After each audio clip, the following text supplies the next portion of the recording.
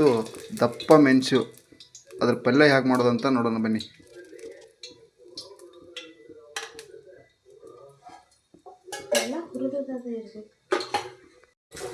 ಸ್ವಲ್ಪ ಜೀರಿಗೆ, ಸ್ವಲ್ಪ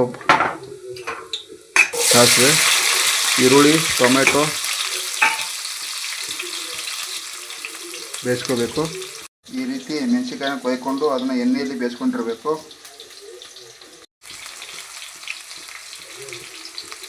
ಸ್ವಲ್ಪ ಅರಿಶಿನ ಹಾಕೋಬೇಕು, ಸ್ವಲ್ಪ ಸಾಂಬಾರು ಪೌಡ್ರು,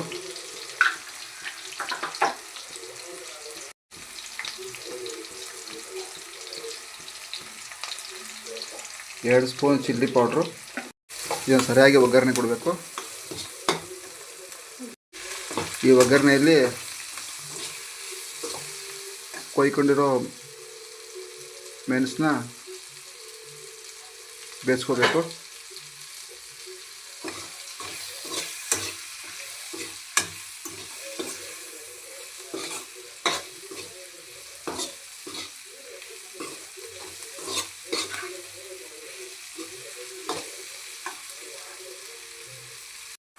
ಇದರಲ್ಲಿ ನೀರು ಹಾಕಿಸ್ಕೋಬೇಕು.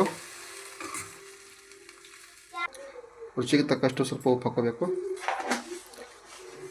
ಇದಕ್ಕೆ ಇಂಗ್ಲೀಷ್ನಲ್ಲಿ ಕ್ಯಾಪ್ಸಿಕಮ್ ಅಂತಾರೆ,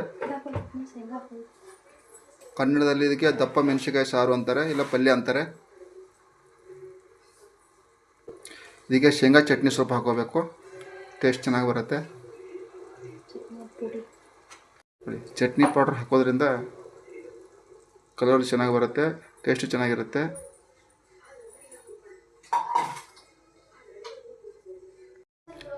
ಒಂದು 10 ನಿಮಿಷ ಇದನ್ನ ಬೇಯಿಸಕ್ಕೆ ಬಿಡಬೇಕು. ನಂತರ ಇದು ಪಲ್ಯ ಆಗುತ್ತೆ. ಇದಕ್ಕೆ ಇಂಗ್ಲೀಷ್ನಲ್ಲಿ ಕ್ಯಾಪ್ಸಿಕಮ್ ಪಲ್ಯ ಅಂತಾರೆ, ಕನ್ನಡದಲ್ಲಿ ದಪ್ಪ ಮೆಣಸಿನಕಾಯಿ ಪಲ್ಯ ಅನ್ಬೋದು. ಇದೇ ಥರ ಹೆಚ್ಚಿನ ವಿಡಿಯೋಗಳಿಗೆ ನಮ್ಮ ಚಾನಲ್ನ ಸಬ್ಸ್ಕ್ರೈಬ್ ಮಾಡ್ಕೊಳ್ಳಿ, ಲೈಕ್ ಮಾಡ್ಕೊಳ್ಳಿ, ಫಾಲೋ ಮಾಡ್ಕೊಳ್ಳಿ. Thank you.